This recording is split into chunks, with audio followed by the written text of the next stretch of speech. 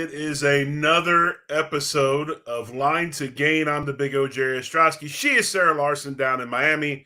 I am in cold, dreary, rainy Tulsa, Oklahoma. One thing is for sure, we are excited about tomorrow night. It is draft time, finally. The NFL draft starts tomorrow night in Kansas City, round one. Sara will be there.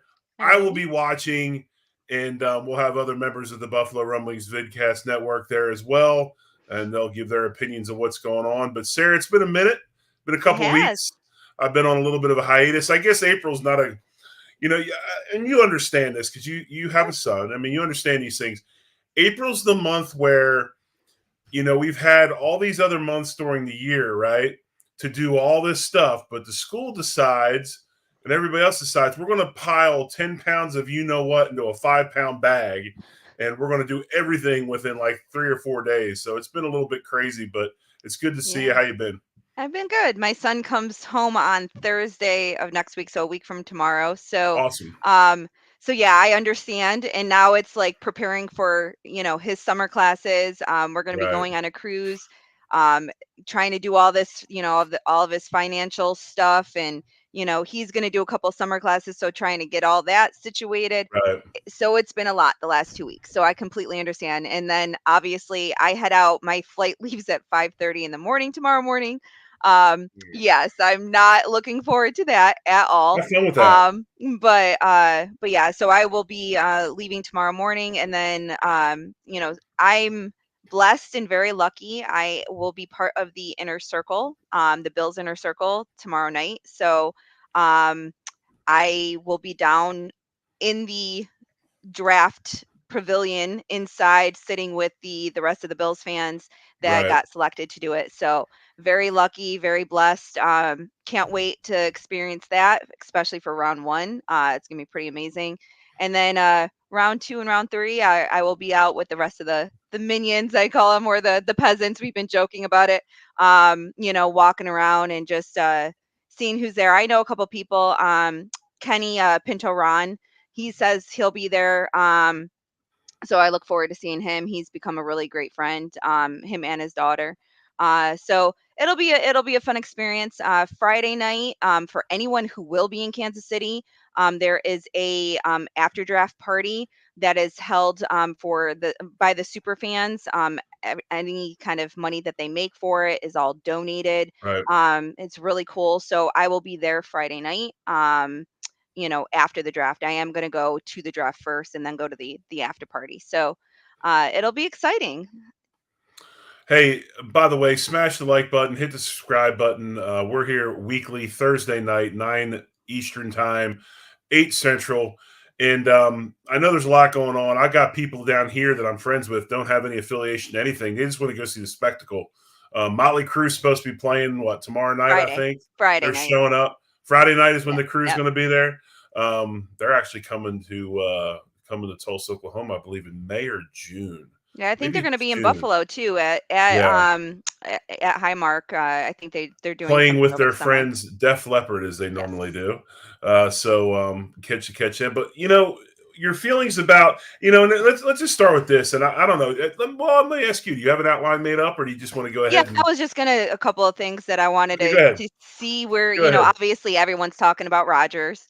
Right. Finally going to the Jets. Um, I was pleasantly surprised and enjoyed seeing that it's a second this year and a conditional second next year.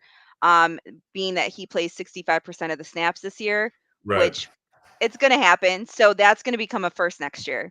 Um, I joked with Lishawn last week. I said, what will be really great is if it all comes to fruition and it all happens and they have to give up a first next year.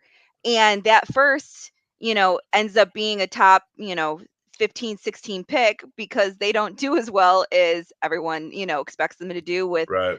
with Rodgers. Because we have to remember Rodgers last year was on an 8-9 team. Now I know, you can especially talk to certain people like Bruce Nolan with the Bruce exclusive. He's absolutely you know dead set on quarterbacks don't equate to wins and losses and everything.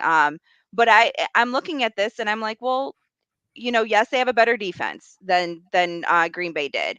But what if they end up not doing as well and they end up finishing, say, where their draft picks in the top, say 15, 16, 17? That's a huge pick next year.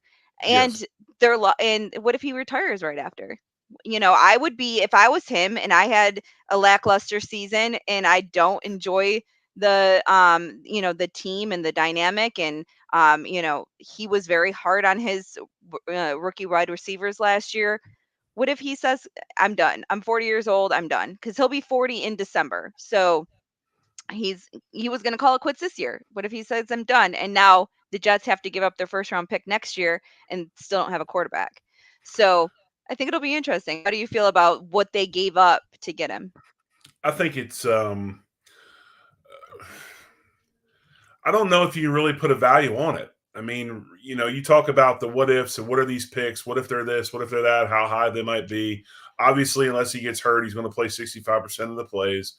But you have to, as a general manager or a head coach or an owner, you have to understand and sit down and look at yourself and say, okay, do we have a football team that we are one player away from going after a championship? And it doesn't matter if you decide that is the case, it doesn't matter what the ransom is, you're willing to pay it because you strongly believe it. The Right. Jets have a defense that is a championship caliber defense. It is good. I think it's only going to get better. The offense is now exponentially better because they have an experienced quarterback that has won a Super Bowl. Our division just got really, really hard. Our division was trending to be tougher than it's been the last few years. Our division now is, to me, extremely difficult. I don't think it's a cakewalk. I don't think you can just walk in and say we are the Buffalo Bills are the expected champions of the AFC East. This is a difficult division, and to be honest with you, it may now be the toughest division in all of the NFL. And so I asked this then to kind of counteract what you asked earlier. Is it worth it? Are those picks worth it? When now all of a sudden you're talking about this division being the toughest in football, and everything else because they added one player. Um, I do. I think it's worth it. I think anytime you get an opportunity to have an Aaron Rodgers on your football team, you take it. And the Jets really, I don't think the giving up the number one is going to make or break their franchise. They've got a lot of young talent. They're not trying to fill holes or find pieces. So I'm all for it. I think it's a wonderful pickup by them. And to be honest with you, I'm not looking forward to playing them twice a year. Yeah. I mean, I did say last year that they were a quarterback away. Um, as the season progressed, I said, okay, they're a quarterback plus away. They had a couple of little holes, but obviously, Brees Hall went down at running back with the season-ending injury. So Right. there were a few things, and that's what I think. And Matt just put in the comments, injuries are the ultimate equalizer, Right. which is exactly it. Because I still do have the Bills as winning the AFC East. I have the Jets. I looked at their schedule. I have them at probably 10-7, which would put them either second or third. Around the same with Miami. Again, Miami is going to be whether or not Tua can stay healthy. If Tua can stay healthy, I think Tua changes the dynamic of the Dolphins, just like Josh changes the dynamic of the Bills. If Josh went down, knock on wood, I shouldn't even speak that into existence. It's a very different Bills team.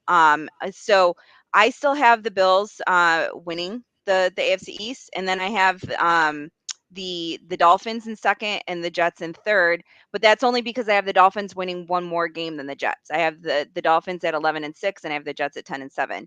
And that is me being kind enough to the Jets to have them split all the AFC East games.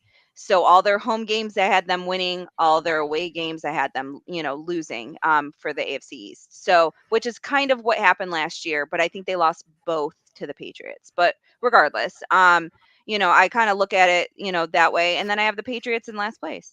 So And which is they're the one that's kind of like, well, how are they going to do now that they have an offensive coordinator? They just don't scare me yet because they still have Mac Jones at quarterback. Now, if they were to do something crazy and, people were talking about trading for Lamar Jackson, that would scare the absolute bejesus out of me. I do not want Lamar Jackson in our division for the next 4 or 5 years minimum. I don't want it to happen. If anyone was going to end up on the Jets, I'm glad it's Rodgers, because it's only most likely for a year. And yeah, I mean, he won MVP 2 years in a row, or 2 years ago. So yeah, you got to worry a little bit, but I still don't think um, that the Jets and the Dolphins have gotten to that point. And I think maybe it's a little bias because I feel like our coaching staff is still just a little bit better. When it comes down to it. And then, you have the, little outliers here and there, but I still think we have the best quarterback in the division, which I think puts us ahead of the rest. As far as coaching staffs go, the best coach in the division is in New England. The best coach in the division doesn't have the players he used to have. I I think sometimes we give coaches a little bit too much credit. I do want to agree with the best coach in the division is in New England, but I feel like over the last couple of years, especially after losing Brady, don't think he has it. Like, I don't think he has it anymore. I don't think he has the passion anymore. I'm surprised he still is coaching, to be honest with you. He doesn't seem to be having fun. Not that he ever really did when you looked at his facial Right. expressions, but I just don't think like he's not enjoying it. And maybe he's not enjoying it because he's not winning. But I think that, sometimes that conceitedness, gets you. Last year, there should have been no reason why he had two defensive minded guys come in and then decided, oh, well, one of them's going to call the offense. And, I think he's doing too much. He's, acting as GM, acting as head coach. There comes a time where it comes and bites you in the ass. And I think that that's kind of what it caught up to them. And I'm glad that they went out and got an offensive coordinator because now there's not an excuse. Um, so it'll be interesting to see where the division ends up. And yes, I do think we're probably the hardest division now in the whole NFL, but we also did feel that way last year with the AFC West. So um, we all joke last year that they were going to beat each other up and it was going to be a bloodbath. So is it going to do the same thing this year with the AFC East? Are we going to take each other out of it, especially if everyone went 500 within the division? Right. Saying if that happened, that's going to suck for the rest of the AFC because we would be better teams than everyone else, but the record's not going to show it. So that's going to push us all down when it comes to the playoffs and seeding and everything else. I think that I don't care to make predictions as far as the division goes, and as far as records and who's going to finish where. I just really believe, and obviously Miami, it's going to come down. They showed it's going to come down to Tua. If Tua is healthy, they have an opportunity to win a lot of football games. Now with Aaron Rodgers, the division is going to be incredibly difficult. And like a poster said earlier, it's going to come down to probably who is the healthiest, and who has the luck on their side as far as health goes. So, I just, hey, as you can't tell, I'm a huge Aaron Rodgers fan, and I know that people think he's a flake. He does a lot of stuff for effect. I will say this, and my motto. He's an incredibly, incredibly mentally and physically tough player. And I just really wish we didn't have to play him twice a year. Yeah, That's no, all I'm I get saying. that. And to be honest with you, Jerry, he was one of my favorite players that was not Right. on the Bills up until probably the last 2 years. And then something, I don't know, his attitude changed a little bit. He became a little bit more flaky. Um, and he's just started rubbing me a little bit the wrong way when he did his interviews and stuff. He started, like, even just the way he started communicating was like he was better than everybody he was talking to. Or he didn't care either. Like he had this just, Yeah. nonchalant, I think that was I kind don't of an care. attack at the organization than it was at anybody else. I think he got what he wanted. I think he's out of Green Bay and now he's somewhere else. So we'll see how it goes. Okay, so D Hop rumors are starting to Yeah. heat back up again. There's been a lot of, I guess, contemplation of what would be what we be willing to give up to get him. I know I've put it out there several times over again what I think he's not what he's worth, but what would get the job done, especially with recent trades and everything else. How do you feel? Are you would you want to trade for him? I don't remember your stance on it. And then what do you think is a fair value where we're not overpaying for him? I love Hopkins. I think Hopkins is a wonderful player. If he would be in Buffalo, I think it would be amazing. It's going to be one of these things, though. We have a wide receiver that gets cranky, and you would hope to think that he would be okay with Hopkins being on the team. But he's going to have to share the football if he's there. I think Hopkins is a class. He's in that upper echelon class of receiver, and anytime you can obtain somebody like him, you try to do it. Now, what's the cost? I don't know if we have the I don't know if we have the currency right now to make this trade happen. I think, Sarah, I saw you post something or say something that I thought was highly intelligent, and I thought it got me thinking. You made a comment, I believe, about trading out of 27 to obtain draft capital, and then that capital that's obtained will then be packaged up and used to get Hopkins. Is that correct? Did you say Yeah, that? I was commenting on that, Right, and someone else had actually, had suggested, swapping our first with Arizona's second. I think it's picked right, like 34 or something. right, And I was like, I don't mind swapping, but am I giving them our first round draft pick? right, And I said, if we fall back a little bit, I was like, and then we can package, if we don't end up doing that with Arizona, we can also package um we can fall back, package our second round pick and our third round pick and our fourth round pick to get him, provided, number one, we get at least another pick or two because we can't give right, away two picks. We only have six. right, And then right, if we're going to give a third and a fourth, they have to come back with quite a bit of money that they're gonna. I think I put 10 million over the next 2 years that they are going to take on of Hop's salary, his base salary. Um, I think that realistically, with the recent trades that have right, happened with Robinson, with Cooks, all of them took on money. And the Cooks was a fifth and next year sixth, I believe, and Robinson was a sixth and a seventh, or a seventh and a right, sixth, one or the other. So and they took on the majority of the contract. Um, if they really think that they're going to end up cutting Hopkins, which there's a lot of talk that they might just end up right, releasing him. If that ends up happening, they're gonna be willing to take on some of the salary for a higher draft pick. Um, I honestly think we could really end up getting him for a fourth and maybe a conditional fifth next year. But I still think if that happens, there's got to be some money that changes hands, because in order for him to come over, his contract's $19.5 million right, this year, and I think 16.5 next year. right, We have to have that money, and we don't. So we would have to do some restructures and extensions and whatever else in right, order to have that money before he comes over.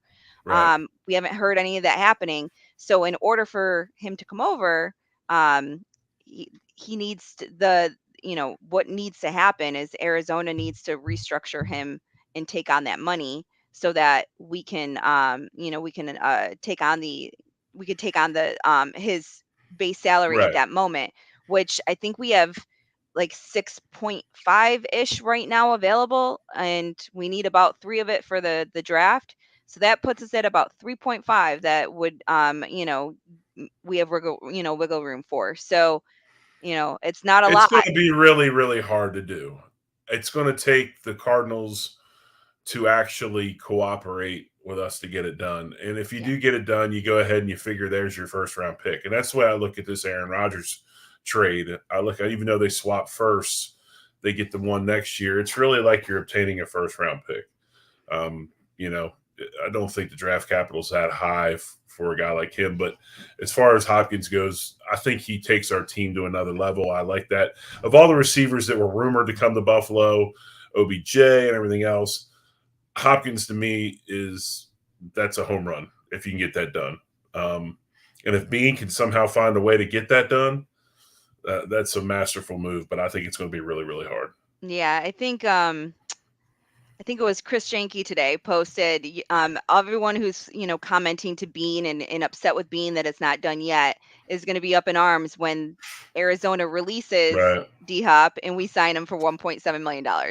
And I replied today. I said, number one, I will start a GoFundMe if that happens to erect a statue of being dedicated to being whatever if he can get Right. D Hop here at $1.7 million, because if he's released, then it's his choice to where he goes. And that means that any team can sign him at that point, and the Chiefs no longer have to worry about their cap space, which the Chiefs actually have a little less than we do. So it's not an easy sell for either team right now to get him on the roster. So if we can get D Hop here for $1.7 million, that would be ridiculous. And like I said, I think Bean would go down and infamy at that point, and Right. like I said, we can put it right next to the statue that's already up at Orchard Park. So I mean, I think that, to me, I would have loved it to happen before the draft, so then I'm not freaking Right. out. But I don't think they're freaking out about getting D Hop until they see who's available at 27. Right. So I would have liked two wide receivers, a vet like D Hop and then someone in the draft. But we'll see how everything falls. Interesting enough, I don't know if you saw I thought it was hilarious if you saw on Twitter or on NFL Network or any of the networks. Chris Collinsworth released his mock draft, his Oh, first round mock lovely. draft. I honestly, I think if you're going to release a mock draft and you don't know what you're talking about, Right. don't allow somebody else to tell you this is what you're going to do and this is why, and then just go with it, because you look like an absolute idiot. Sorry. Right. He has us taking Osiris Torrance, which understandable, Yeah. but we're skipping over JSN. Smith Najigba was still available outside of the first round. He was not drafted at all in the first round in his mock, which I Hmm. think is absolutely ridiculous and crazy. Um, he had Everett Johnston going, Flowers going. Right. He did not have, and that killed me. But then also at pick 31, he has the Kansas City Chiefs taking Hendon Hooker at quarterback. I've heard now. Granted, I didn't hear many, but I have heard people talk about teams possibly falling in love with Hooker, coming off an But ACL the injury, Chiefs, I believe. But the Chiefs, that they can take that's a project like quarterback, put them but on the they have roster. Mahomes for 10 years. His contract was a 10-year contract. That doesn't mean he's going to be there 10 years. Well, That does not mean he's going to be there 10 years. You got to look at these contracts, and I can always talk about it. The guarantee is the contract. Everything else is just fluff and well, circumstance. of Very course, rarely do of those course. guys get anything other than the guarantee. No, I mean I don't think that's a bad, because I think it's you're looking at the ridiculous. same thing. You're looking at 31, Sarah. You're looking at 31. Who are you going to take at 31 that's going to be an I'm automatic immediate sure, impact player? but either it's Hooker for them ever. I mean, he might be a backup in a year or two. I mean, he's still coming off the injury. So I don't get Well, it. But you said it earlier though, because you said he's going to put this mock draft out, sound like an idiot or whatever. A lot of these dudes have, like, he probably didn't spend much time on this. I'm sure who the hell knows? He might have called Andy Reid himself. I mean, they do have some inside guys they'll get some scuttlebutt from. I heard Peter King talking about Hooker today, and same thing, like him going in the first round, going Oh no, I higher, have no problem with him going the first round. No going problem higher at than all. 31. Right. But not to the Chiefs. I don't understand why he would mock them to the Chiefs at all. Because At all. you need two quarterbacks that can play. Because you've seen what injuries do. I mean, what if what happens if Josh Allen's arm But you're gonna his, draft a backup quarterback to go in the first. I don't see it. And and then you have when you're someone like, loaded and don't really need anybody, yes. well, I don't. Yeah, I mean, I am not questioning the Chiefs, what they do personnel wise. I am not questioning Andy Reid. I'm not questioning any of them. The only time I question the Chiefs is when they cut me in 1991. Other than that, I'm not questioning them. Okay, I mean this is a franchise that's proven they know how to evaluate talent and build rosters. and So if again, that's what I they have want to no do, problems have with at it. Hooker. Yeah, I have no problems with Hooker being drafted in the first, at all, because there are some quarterback needy teams. But when you have some quarterback needy teams, Well, Daryl, let me bring this up. Bring up Daryl's quote. Daryl says this is still a wasted pick in the first round for that team. Laugh out loud. Is it? I think Is it? so. I'm agreeing with him. So yes, I think Why it is is. it a waste? Because number one, he's not going to be an impact player, maybe ever, because he's never going to start for your team. If he, How do you know that? he's also what, 25 years old I mean, already. So everybody shook their head when Baltimore took Lamar Jackson with the last pick of the first round. no, but they had a quarterback who was on the other side of 35 it was a smart thing to do. It happens sometimes. I don't I just see I the. don't I don't know. I just don't see the. I don't know. I don't see the shock of it, but I mean, especially because now, how they about got rid of this? Chris Jones. They could definitely use another edge guy. So Well, look at I it just this way, Sarah. Sarah, look at it this way. Look at it this way, because you know these things because you're a cap guru. They've locked in a backup quarterback with starting talent for 5 years at a low rate. And if something happens at a starting quarterback where he cannot play, the guy that's making $50 million a year, whatever he's making, you got a guy coming in, taking meaningful snaps and playing. That's making what? How many? Like 2 million, maybe 1 point, whatever. So it's also a way to manage the cap. It's also a way that I think to keep your cap number down. So I get what you're saying. You got Mahomes. How the hell do you think you're going to play? It's just like when Garoppolo was in New England, right? But at some point in time, I mean, I hope they waste a pick. I mean, I hope you they know, wait, but it is a wasted pick in my opinion. But again, this is, my like I point said, you is, keep questioning them, they keep whipping our ass. So I'm I'm not not questioning. questioning. They didn't make the decision. Chris Collins, I'm questioning Chris Collinsworth, not the Chiefs. They didn't make the actual Right, pick. If they right. I make the get you. pick, then I'll question it. Right, But for me, understood. my point is there's a lot of people that are coming out with these mock drafts and these takes that makes it sound like, what in the heck are you, are you watching, reading? Have you ever watched a down of college football? Like it's unreal. I'm But laughing at my man Daryl. why? He's laughing at himself because he's having problems spelling some stuff. Oh. But no, I get what you guys are saying there. I know what you're saying. I know what you're saying, Sarah. I get it. And it is Yeah. Chris Collinsworth, so take it for what it is. Yeah, I think it's he's actually one of those ones that's kind of fun picking on a little bit. So And do by you the have way, any the last team that did that, their quarterback's finally going to get a chance to start this year, and that's the Packers. Jordan Love? And That's and Jordan Love. I had almost interrupted you for a second because I was going to say then you have someone that you expect to start because when you draft a Right. quarterback in the first round, you expect them to make an impact. At some point. Well, I just especially considering he is already the same age as, you know, Josh. He's a year younger than Patrick. Like he's just going into the NFL and is already the same age as people who've been there, 5, 6 Right. years. So, so that, that's my thing there. But like do you have anything else? Because if not, then we have a little fun, game that we can No, I don't. I play. don't. The only thing I have is this, and I just kind of wanted to, and maybe this is part of your game that you got lined up. So if it is, please correct me. But gut feeling, your gut feeling going into tomorrow night. How do you see this going? How do you feel about tomorrow night? What do you think happens? How do you see this going? Gut feeling, we trade out of the first. That's my gut feeling. I feel like we're going to trade into early second round, pick up another pick, um, unless someone is still on the board that excites somebody. A lot of people were mocking Bijan to the Bills. A couple, JSN was mocked a couple of times. These are people that I do not think are going to make it past like 15, 16.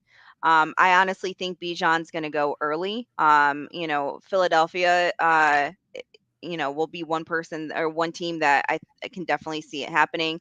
If he made it to pick number 26, Dallas, I think Dallas would take him over, right before the Bills. So, little things like that. It's what makes it so hard to, predict what's going to happen, because you don't know what, the other 26 teams are going to do prior. Now, if we had a trade already in place with Arizona, and we had acquired D Hop, my concern about wide receiver goes down a little bit, and then that becomes you know another outlier. Like, we can get a receiver later on in the draft. Don't need to worry about it early. Then my feelings about picking up someone cringe, like a linebacker in the first round is not that big of a deal. I'm still not sold, and I can already imagine what the comments are. I am not sold on this linebacker class at all.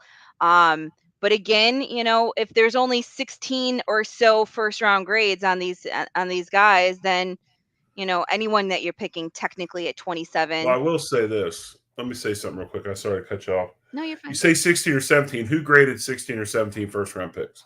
Bean made a comment that I think Oh, he he said did. Okay. 16. Yeah, I think he Okay. said So Bean 16, and did. Okay. another GM actually said 15, I think. So that's the number I've been Right. hearing when I've been watching everything. Well, one thing I do know is this: is I don't trust anybody during the draft. None of them. Bean, any of them. They all lie, and they all say things on purpose to get it out there. And I didn't realize, Daryl, you live in Philadelphia. I'm from outside of Philly myself. I'm from 40 minutes northwest. I was hearing this morning or earlier today about Philadelphia. They're talking about actually looking to trade up in the first round because they are really wanting one of the impact edge rushers, and they realize to get him, they're going to have to move up. So Philly talking about moving up to get an edge rusher.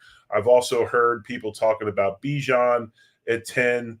That makes a lot of sense considering what they got going on and who they've lost. I've got a really good friend of mine who lives in Tulsa, Oklahoma. Um, he works for Fox Sports Digital. He's their college football correspondent. Also does works for covers the USFL. You can see him in Birmingham this weekend. His name's RJ Young. Tremendous guy. Does a ton of research on kids. Knows the kids real well. Used to do a lot of recruiting stuff.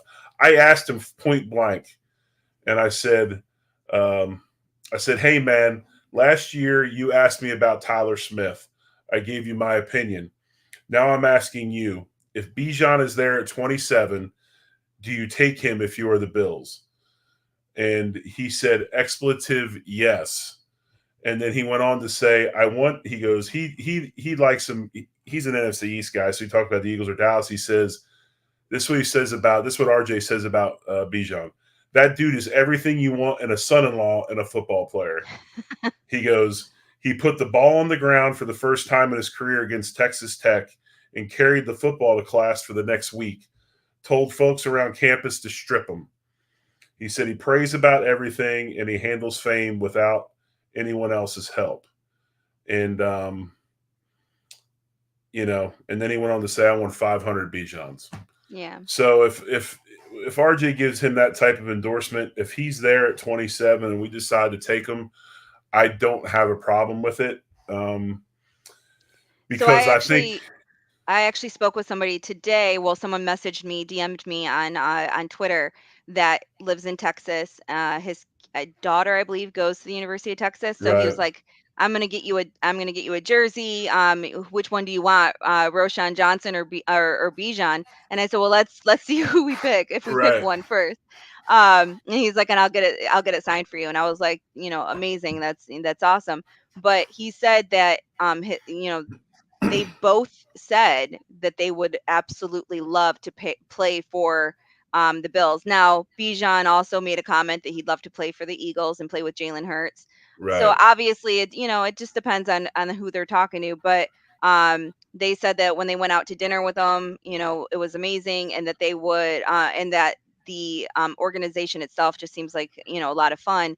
But to also play with Josh Allen, and they know that they would be the back. Well, I know Bijan would Right. be the back. Now Roshan would come in as more of a third down back, but um, I'm all for it. If he's But there at just think about 27. this. But seriously, just think about this. And, we haven't had a 1,000-yard rusher since Josh Allen entered the league. Devin Singletary led the team in rushing each of the last 4 years and never tallied more than 870 in a season, I believe. And Josh led them in, I think Josh led them in rushing in 18. Is that correct? I don't remember in 18. I know he. I mean, this. No, that was. Didn't we have Shady in 18? Wasn't that his last year?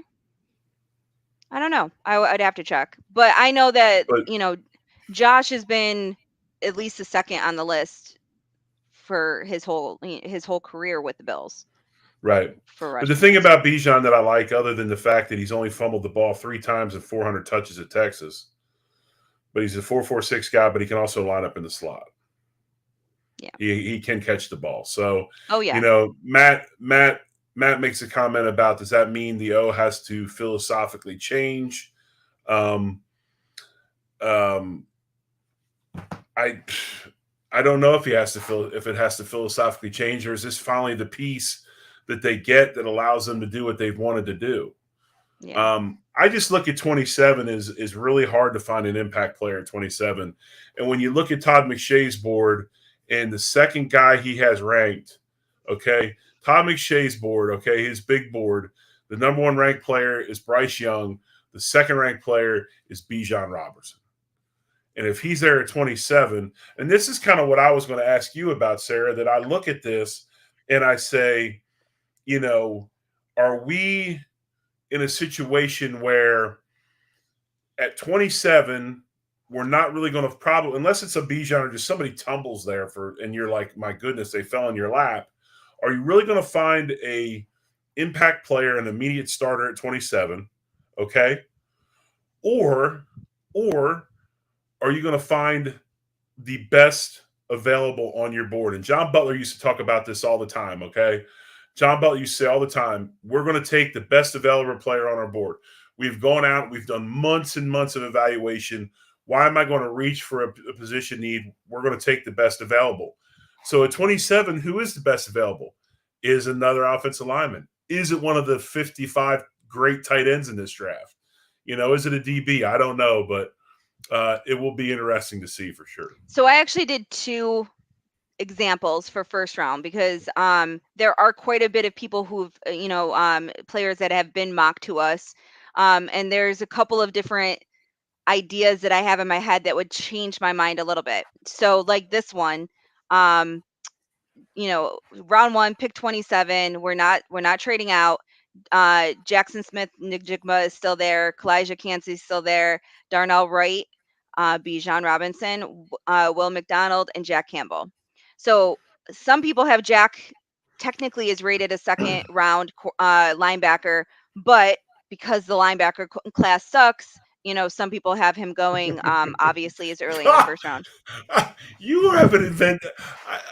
Jack Campbell, if he's picked by somebody, Jack Campbell's going to get drafted by New England, and he's going to average like 28 tackles a game against us. I That's said what's going to happen. You have a I said if vendetta we against this poor if kid. we if we pick if we pick a linebacker at 27, I hope I am dead wrong. I hope I am dead wrong, and that the linebacker we choose, whether it's Sanders, Simpson, Campbell, whatever, I hope I am dead wrong about this year. This year's linebackers class at middle linebacker. I'm I'm specifically saying to replace what we lost in Edmonds. They could be great linebackers on the outside, in different defenses and whatnot. I'm saying to line up in, Mike position for our team. I don't like the three. I just don't. It's just me, I'm but gonna I tell hope you I'm wrong. I hope I'm I'm wrong. I'm gonna tell you what RJ, my friend RJ Young said, Fox Sports digital content, NFL or college football rather. I want to tell you what he said about Jack, because I asked him about Jack Campbell as well, because I knew of your, how much you love him. But he said that, not only he quarterbacked the best defense in the sport, not named UGA. Okay, his coach in college probably should be an NFL coordinator. He said that he's much better than Paul Puzzlesny ever was, and he's made this comment. You know who Dan Connor is, correct? Okay. Hmm. He saw Dan Connor at the Ohio State Iowa game when he was up there scouting for Penn State. He asked him about Jack Campbell, and Dan's comment was, the only guy that he loves more than Jack Campbell is his own Jack. So there is a tremendous amount of people out there that love Jack Campbell, And and he has been, compared to several tremendous linebackers in the league, and I hope if any other team picks him that he proves me right, and if we pick him, he proves me wrong. That's all I can say. I think Jack Campbell does maybe some things that aren't as, we want to compare him to Tremaine. Well, Tremaine just got what, 15, $17 million a year. You can't compare the two. 17.5, I think, almost Jermaine 18. played Yeah. in the league for 5 years. But I will say this: if he doesn't cover as well as Tremaine does, I guarantee you he's better downhill, better getting to the football with his nose. I mean, he can get through stuff. I just think he's a player. He is a football player. Enough I of must all have this watched analysis by paralysis. I must have watched too many of his negative highlights because the missed tackles, the wrong Everybody directions. misses tackles. You No, guys, I know. I'm not even going to. I'm not even going to go there. I'm not even going to go there. Interceptions All don't right. count in football, evidently. All I'm not right. even Well, going to here we go go. there. So pick 27. So we have these 6 people still available. What are you doing? Because I think the two biggest questions there is, number one, what position do you feel, that we are going to need more than others, and then who do you think is the best person on the board? Because obviously if you skip on Campbell here, he's probably not going to be available in the second round. What do you mean? You If told me he's going to be available in the second round. there's 3 freaking linebackers, like actual linebackers in this class that have a second round grade, so they're going to be going in the first round. So Okay. Here's the deal when I look at this group, and I mean, if a psychologist was looking at this group, he would say, you're trying to manipulate the answer.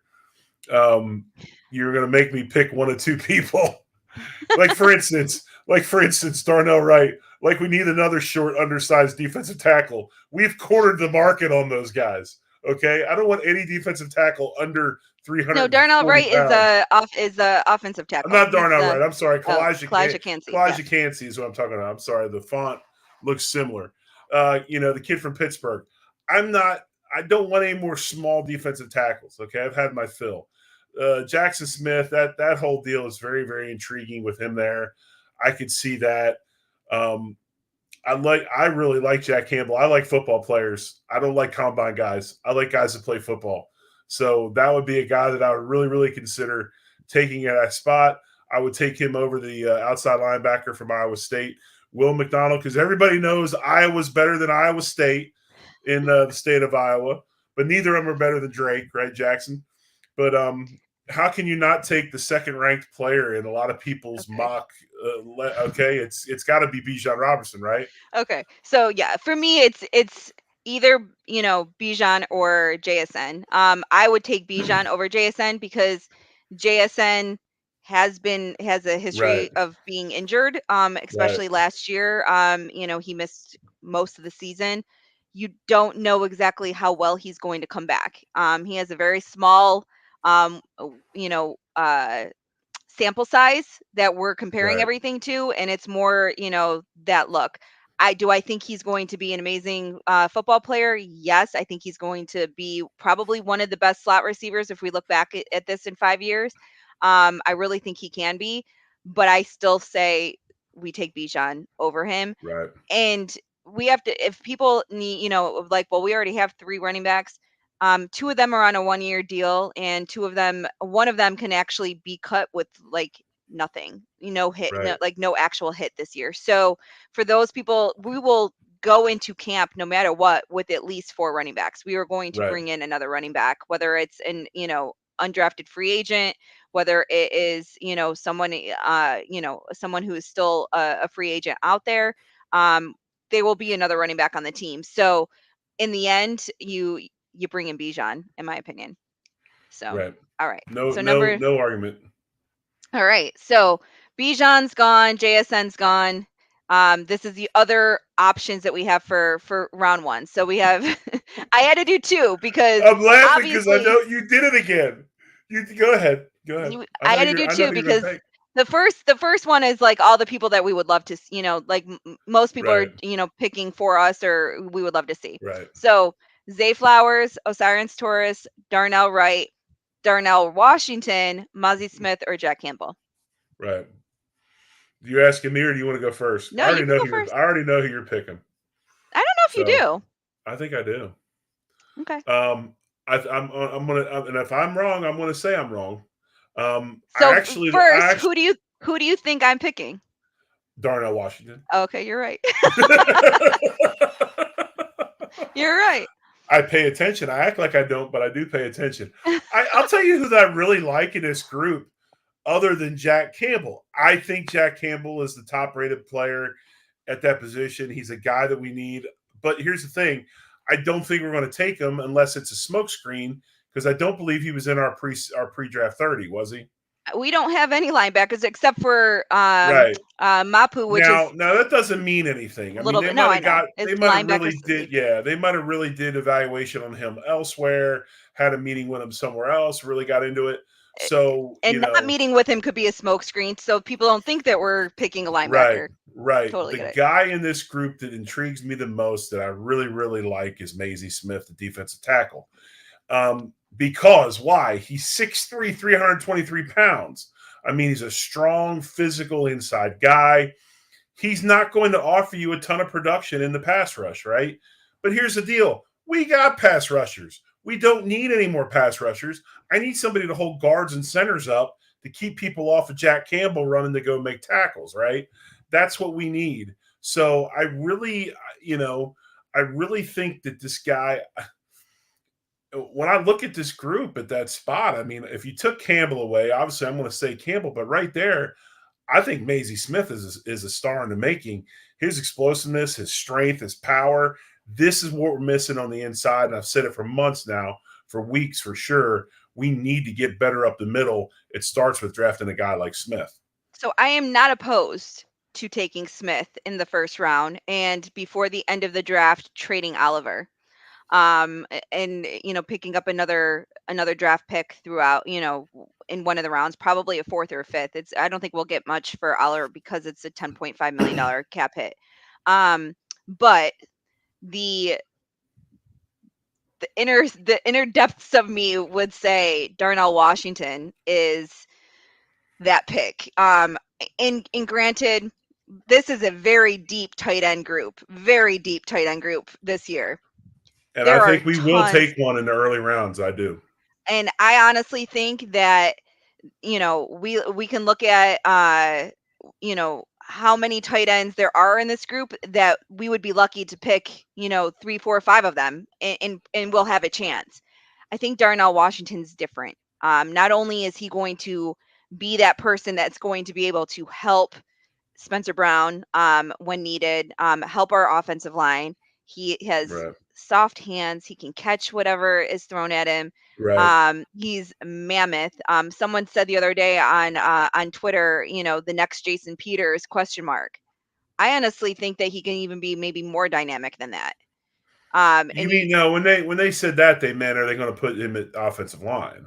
Yeah, and I think that he would be as a 6 offensive lineman and in certain scenarios. Right, but But with Jason, him, I actually, yeah, Peters played tight end at Arkansas and mhm, then made the switch with yeah, us. I don't think he'll ever make the switch. I just think that Right. we would be using him, to have 12 personnel out there, to have him, be able to line up, not knowing if it's going to go to Knox or him, because he's not just, when we put like Lee Smith when he was there, when we put him out there, 90% of the time he was out there to block.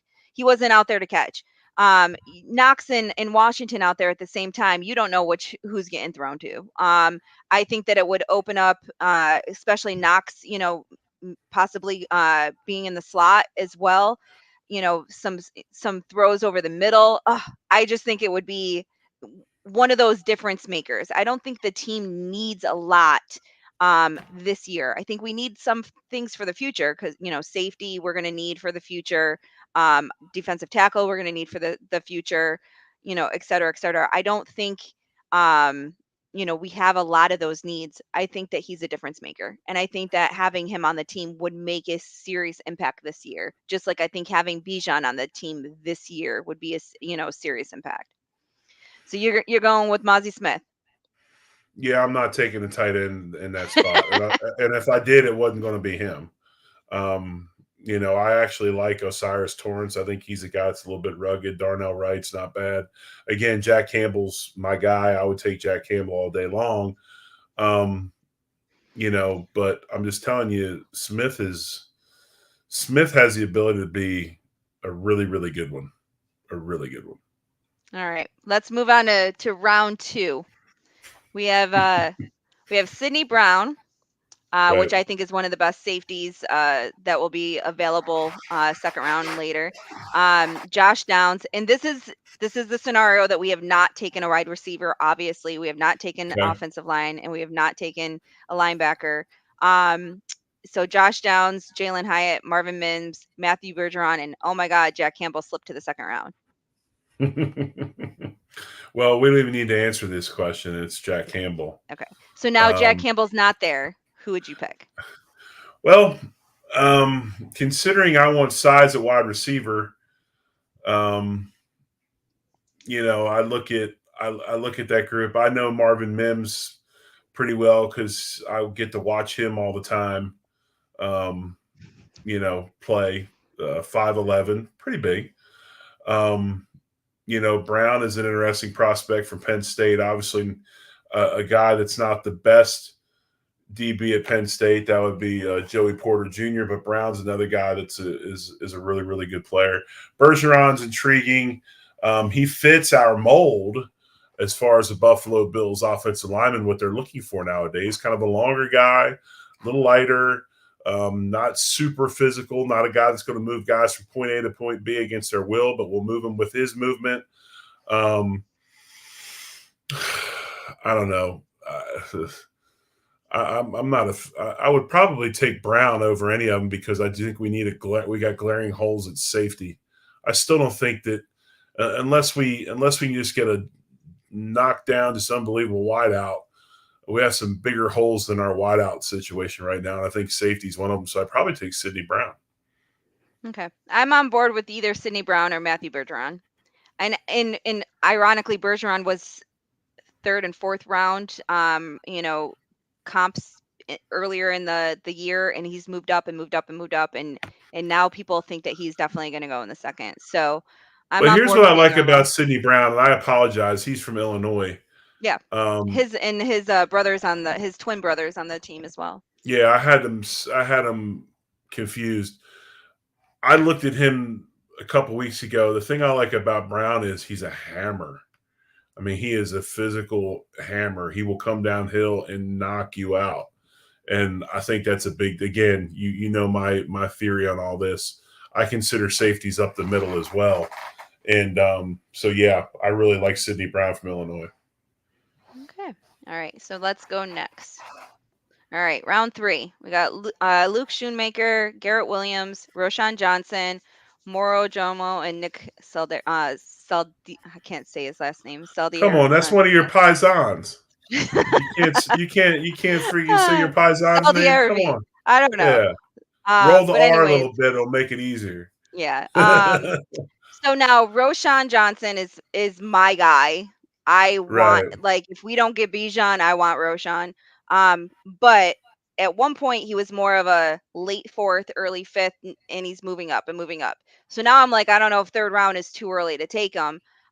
Especially when I see that Garrett Williams is available. I don't think we need corner, but I've been getting yelled at a lot because a lot of people are under the impression that we will probably make some changes eventually with the way our corners are, and god forbid White doesn't come back to his full strength and whatnot, and Trey's not who he once was. So I'm kind of leaning towards between Garrett Williams and Roshan Johnson here.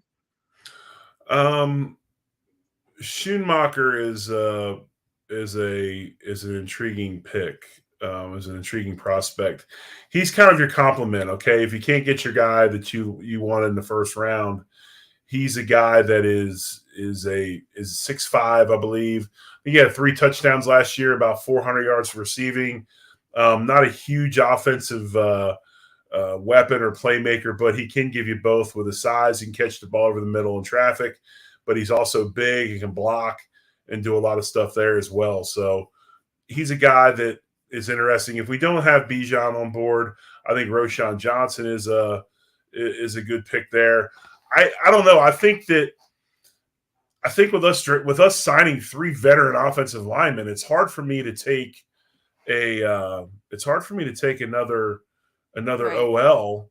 But and they That all do early. have and so Saldivari, like, he's been moving up as well, but it's one of those things that every single person on our offensive line has a 2-year contract.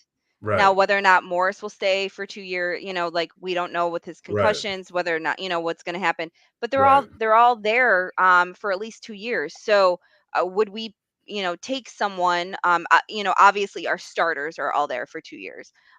We, we have some backups that are only on a 1 year, but so I don't know if I like picking some of these guys, these offensive line guys anymore, um, too early. And I know that's crazy because in the beginning of the year, that's all we talked about. We need offensive line Right. guys. Now I'm questioning it a little bit. Like, do we Right. really need offensive line guys? Unless we're getting someone in the first round that's going to overtake completely our start, who we have penciled in as our starter right now. So Right. if we were to take somebody in the first that we know is going to replace Spencer Brown, or how, or we know is going to replace Connor McGovern at guard, or Bates at guard, like, so I'm not too keen on even taking someone in the second or third unless we know that that's going to be someone. I should say first and second. Third round, I'm okay with them be starting to be more of a little bit of a project. Um, but yeah, so you said I'm much more willing to take a chance with a guy like Joe Tittman or John Michael Schmitz from Minnesota. As far as a center, if I'm going to go get somebody early, I might be going to go get a backup center or somebody who can eventually take over from Mitch Morse, because we yeah. know that he doesn't have that many years left. John If Michael, there's though, just they're saying could go in the first all the way to yeah, the third. It just right, really his projections are very weird. right, They have some people saying again first, and then there's some that he right, falls in the beginning of the third. So right. it'll be interesting to see where he actually goes. And All then right. like Saliveri is really a tackle, so there's another swing guy if you were to take him. Right. All right. So round four. This is another one that I found a little interesting. So we have Andrew Voorhees, who will not be playing this year. He tore his ACL. So it'd be more of a, Voorhees is a kid from USC, right? yeah, he'd be the Yeah, one that bench pressed like crazy right, after tearing his exactly. ACL. So he's someone that you draft and store. And then you got Roshan Johnson, Luke Shoemaker falls, Xavier Hutchinson. At this point, we haven't drafted a wide receiver, so I threw him up there. And then Marte Marpu, which we did bring in for a visit. He is that kind of hybrid safety slash linebacker. Small. He's a very small linebacker, if that's the case. But I think he kind of reminds me a little bit of what we just did with bringing in a Rap, a little bit Right. bigger than Rap, but I've watched some. Once we brought him in, I watched some tape, and I'm intrigued by him. When I, and that's a guy that fits what we have going on. I think that he's a guy that could play for us. And when I say he, I mean Marpu. I think that's that skill set I think they're looking for. That's today's football. You got to have hybrid guys that can do a little bit of both. Hutchinson's not a bad player. Again, Schumacher makes a. I don't have a problem taking him in the fourth if he's still there. I mean, this is a big, physical, nasty tight end. Your typical when you think of tight end at Michigan, other than other than Jay, other than my man Jay. I'm going to go ahead and brain lock now. Jay Reamers, that I played with, who was a converted quarterback that played tight end and was more of a route runner. Um, you know, Schumacher gives you a skill set that you haven't had. He's going to move people. He's an extra lineman. So I like that pick. If Roshan Johnson's there in the fourth round and we still don't have a lot running back, that's a great pick.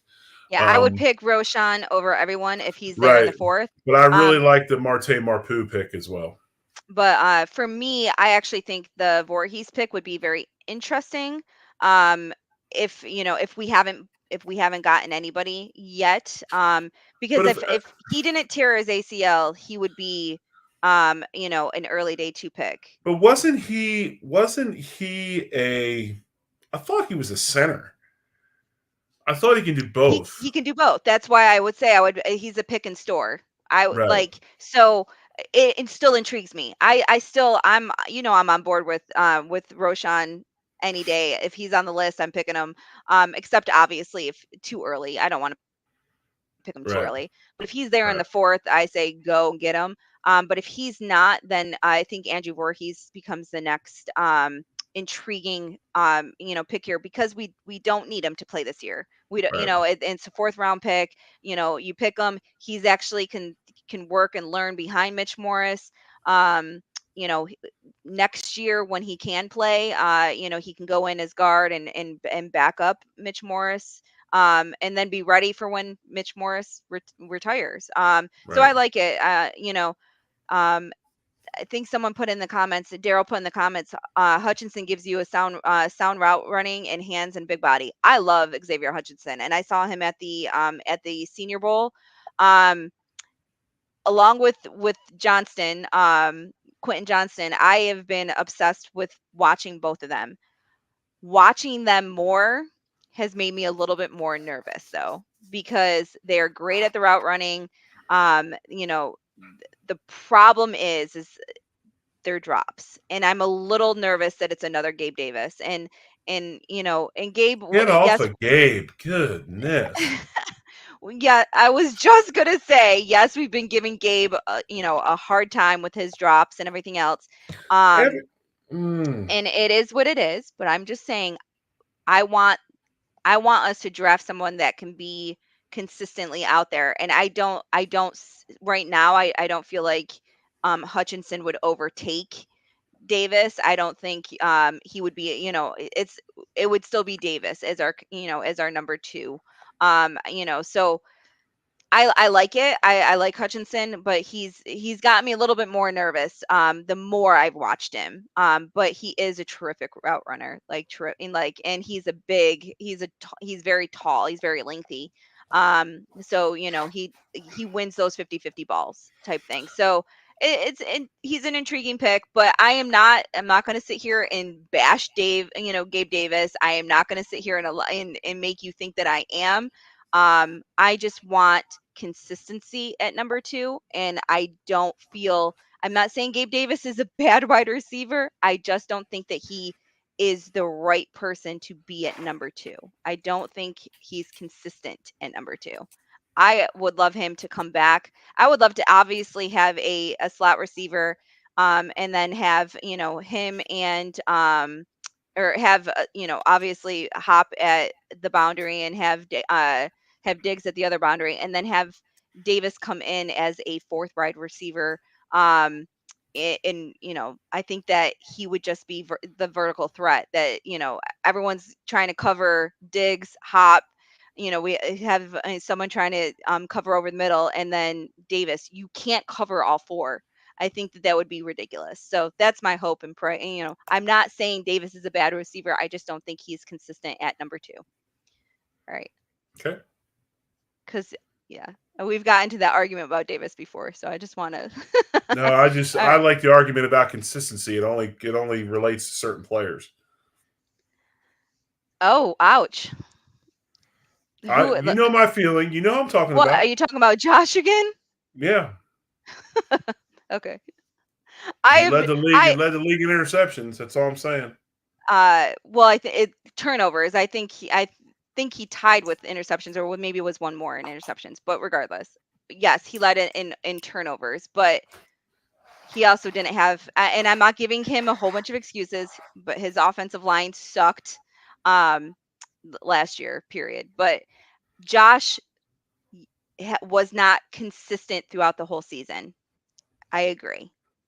But I also don't think that Josh is the problem on the team. I don't think he's a problem either. Okay. I think he's All right. really good. But I think Gabe Davis is pretty good too. So this is our last round. I did not do round 6 because you could take any flyer on round 6. Pretty much anyone. It would be our last pick. You could pick anyone who you want to pick. Everyone else you're going to get as an undrafted free agent. So round 5, pick 137. John Gaines, Jacorian Bennett, Zach Kuntz, Brandon Joseph, and Owen Peppo. So under the assumption that we have not drafted one of the this position yet. I'm taking the guy at a need position that's named after my second child. I like Owen Peppo.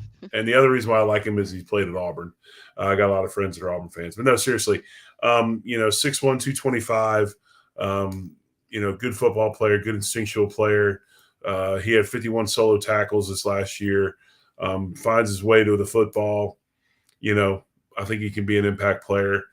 Maybe this is where you start looking at finally, and, Sarah, you made a good point about not picking O-line early because we've picked 3 of them now in the offseason.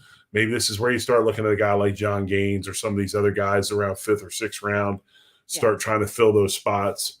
And when I actually started to do a round 6, I had 3 offensive linemen listed. Yeah, there you go. But I ended up deciding not to do round 6 because, like I said, there's also like little, like people that we brought in for a visit, like Justin Shorter, the running back. I'm blanking on his name. But those are people that, would be very late, like, round 6, potentially even undrafted free agent, options. Even though they're the top 30, sometimes you just bring them in to see whether or not they would, be a fit and whatnot. So for round 5, I would either go, if we have not drafted any of these positions yet, I would either go Jacorian Bennett or Brandon Joseph or Owen Peppo. But I know I'm taking the cop out here because all 3 of them, I think that we could do fine at all, for all 3. I don't think Owen's going to start day 1. I think Jacorian Bennett is eventually going to be a starter in this league. Right. I really do. So that's kind of why I'm leaning a little bit more that way. But we also need a safety starting next year. So, that's why I'm kind of like, so Brandon Joseph is also there. So I would look at, one of those 3. I don't think you can, you can fail at any one of those, but I think that the one that's going to make the biggest impact would be Jacorian Bennett.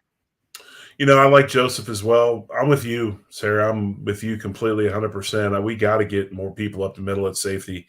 I'm curious to see if McDermott is able to, if he's able to influence defensive pick early again, if he's going to go ahead and try to get another safety or corner or linebacker or somebody with that 27th spot.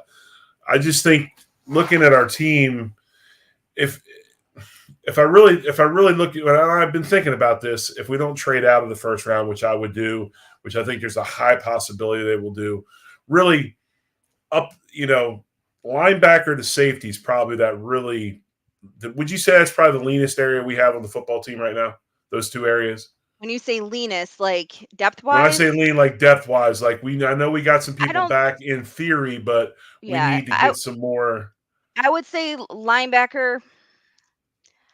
I don't know about this year. I think we're pretty good with safety. You know, When's the last time actually, those two have played a full season together?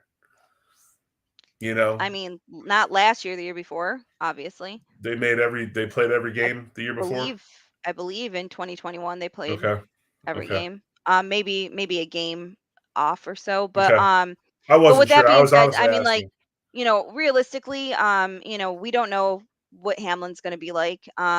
So yeah, I guess and it also depends on whether or not we make any changes and move corner over to safety and whatnot, because that was a discussion last year. So we'll see. At one point, even in the summer, they had Benford doing reps at safety. So before he got injured last year, that was another discussion when Micah went down. So maybe, obviously, they made the comment in this offseason that he is a corner and he's going to remain corner, but that doesn't mean that that's what they're, that McDermott's going to do that. They might, change their mind and whatnot. So it'll be interesting to see if they move him. Because if they do, then I feel like we have the depth there enough. But linebacker, obviously, I'm very nervous. We can keep on adding linebackers, and there's no, other than Milano, there's no one that I feel extremely confident in. But we also have to see, how Bernard is and Spector is. They didn't play enough for us to have a good feeling about them yet. With the 27th pick in the NFL draft, the Buffalo Bills select Hendon Hooker, quarterback, Tennessee. I like it. That's the one that I could finally be like, okay, I can laugh at. I can laugh at that one. All right, guys. Do you No, want to take it'll us be. out of here, Jerry? Yeah, I will. Hey, I appreciate appreciate the show as always, Sarah. You do such a wonderful job of putting stuff together. Top notch as always. It's good to be back after a few weeks off. Real fast, do you want to go ahead and say what you got going on the next couple days? Do you have anything special you're going to be putting up for people to see? Well, obviously I'm gonna have pictures, videos, and stuff, but I'm also going to be writing an article about the weekend. And I am going to try to put together all of the videos and the photos and everything into like a little into like a little compilation video, which will be part of the article that I'll be writing. So people can kind of get a feeling of what it's like to be in the inner circle and all that stuff. Hoping that I can do that on Sunday and Monday, so it'll be out early next week. Next week, we will have to go a little early on Thursday, probably 8:30 instead of 9, because my son is coming home. And then the Right. following week, just to let you know, I will be on my cruise. I'm very Okay. excited. So we will probably have to take a week off. I think we discussed we might do Saturday that week to talk about the schedule, because that's schedule Okay. release week. So. All right. Sounds good. I'm really looking forward. My biggest moment of the draft tomorrow night is going to be this whole Richardson situation and where he ends up and just what happens in those first 5 to 7 picks. If there's that much movement, who's in love with Levis? Because I think that he's probably the next guy that people are going to make moves for. So some of this quarterback stuff is going to be intriguing tomorrow night. Yeah. I'm excited for you to go. Looking forward to hearing from you and the others. Of course, Joe and Spence and everybody else is going up to Kansas City. But again, you're I listening don't to think Lines I of don't Game. think I don't think anyone else that I know of is Oh, going. really? So yeah. Oh, I thought those guys were going. I mean, I don't know about Joe. I know Spence isn't going Okay. anymore. Okay. So yeah, Okay. there's a couple people that were supposed to go, and then in the end I I think I might be the only one for Buffalo Rumblings going. All right. Well, we'll look forward to seeing what you got to bring back with us from the draft. But again, Sarah, it's been awesome. She's Sara Larson. I'm the big O. Jerry Ostroski. As always, thanks for listening to Line to Gain here on the Buffalo Rumblings Networks. And go Bills and one love. Go Bills.